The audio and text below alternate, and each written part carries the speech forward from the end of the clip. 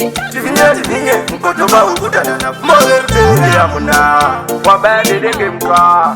Koma sina atsikiri angu ndinobongeka kurutu Timwi maite kuti ndisikane kuretu Ubeke ngoma mumasaisai roti petu petu Tadza nyika yeshe inga mututu Vaisabeka zina rangu mumaposta Vasingazivi kuti ChiNdau chinovhutha Vakati vandizwa chakati patapata Kuzwa nekuyaya kupinda kuchukuta Vaisabeka zina rangu mumaposta Vasingazivi kuti ChiNdau chinovhutha Vakati vandizwa chakati patapata Kuzwa nekuyaya kupinda kuchukuta Tichazvitanga vaiti totomoka isu teiti kurumba ndipopi kusvika nawo mariti mupaibude neka neka kudzamara zina guru anditeka teka tivinye ndicho changu chigiyo Mundau taisika nenge mshongoyo nyamashi uno ndorire kuredhiyo dzainge shungu dzangu kuzikana mberiyo Vaisabeka zina rangu mumaposta Vasingazivi kuti ChiNdau chinovhutha Vakati vandizwa chakati patapata Kuzwa nekuyaya kupinda kuchukuta Vaisabeka zina rangu mumaposta Vasingazivi kuti ChiNdau chinovhutha Vakati vandizwa chakati patapata Kuzwa nekuyaya kupinda kuchukuta Atsikiri angu ndinobongeka kurutu Timwi maite kuti ndisikane kuretu Ubeke ngoma mumasaisai roti petu petu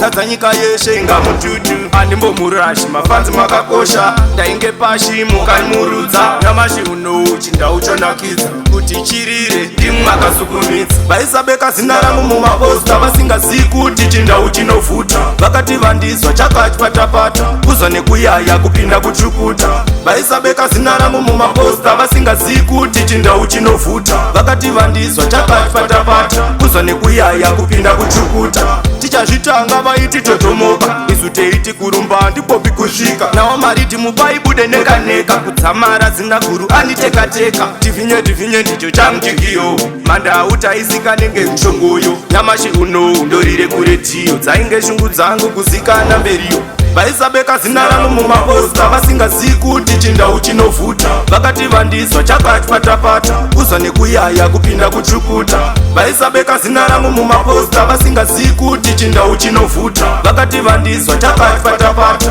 Kuzwa nekuyaya kupinda kuchukuta Vaisabeka zina rangu mumaposta Vasingazivi kuti ChiNdau chinovhutha Vakati vandizwa chakati patapata Kuzwa nekuyaya kupinda kuchukuta Vaisabeka zina rangu mumaposta Vasingazivi kuti ChiNdau chinovhutha Vakati vandizwa chakati patapata Kuzwa nekuyaya kupinda kuchukuta Atsikiri angu ndinobongeka kurutu Timwi maite kuti ndisikane kuretu Ubeke ngoma mumasaisai roti petu petu Tadza nyika yeshe inga mututu Tichazvitanga vaiti totomoka isu teiti kurumba ndipopi kusvika nawo mariti mupaibude neka neka kudzamara zina guru anditeka teka